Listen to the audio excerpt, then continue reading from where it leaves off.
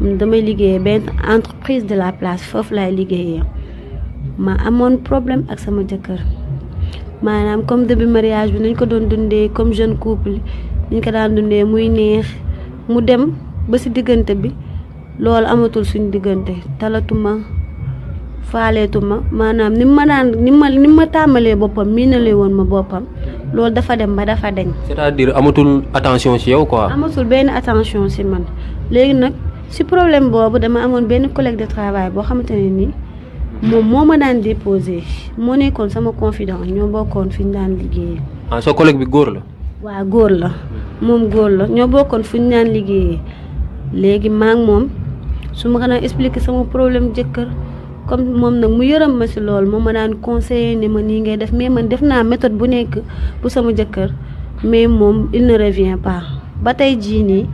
day mel ni dara dafa dox suñu diggante waaye. c'est-à-dire sa jëkkër léegi amatul attention ci yow quoi amatul benn temps ci yow quoi. amatul benn temps ci man léegi bi ma ko expliqué moom mu may xelal chaque jour mu may déposé affection bi ma manqué woon sama jëkkër moom mu ma koy wan parce que xam nga ne jigéen bu miinee góor bu yàggee mooy loolu léegi ni ma ko miinee noonu ma dem ba un jour mu may déposé ni mu may déposé noonu benn moment de faiblesse dal ma ci biir oto bi maanaam ma sekk ak moom dara. ah kon da ngaa jot a sekk ak moom dara quoi. waa sekk naa ak moom dara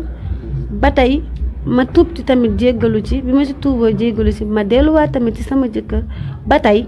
moom nangul maa faale nangu ma dama mel ni dama xaa def dara ou bien je sais pas xaw ma daf ma takkoon parce que dama fan wala dara tamit ma delluwaat xale bu góor bi ñuy àndaan maak moom chaque jour mu may déposer comme d'habitude mais dafa demaat affaire bi dalaat ma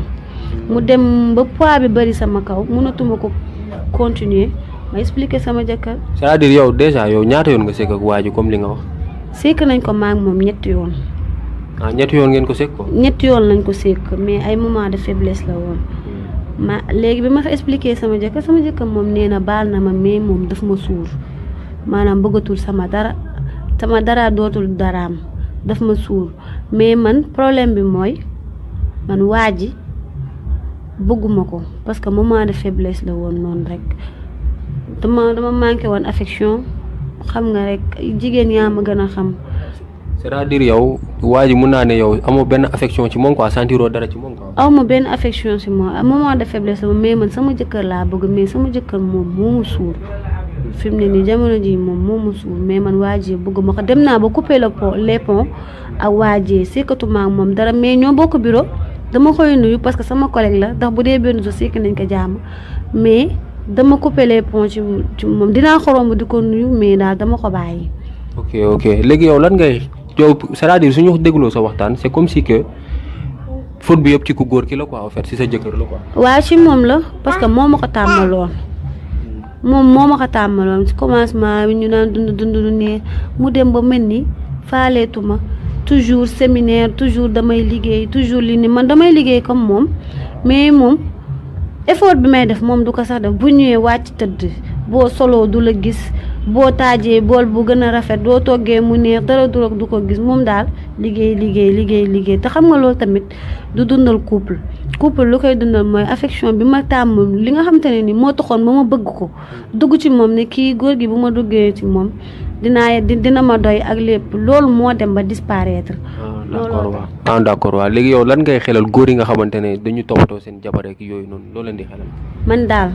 li ma leen di wax mooy gis nga jigéen boo koy tàmmal danga koy tàmmal lu bëri ba pare toujours danga war a nekk présence sa jabar xool ba xam bëtam mi ngi xonk ba xam dara mi ngi koy metti war a soxla dara ndax bu dul loolu jigéen xelam dafa sëgg comme ni weenam sëggee. dara lu tuuti rek mën na koo këf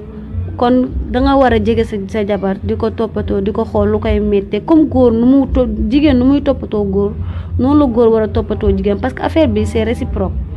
ñaar ñëpp dañu war a toppaloo mais boo tàmbalee jigéen dara au début dem ba ci digg ba nga bàyyi ko je sais pas xaw ma lan mooy problème bi exactement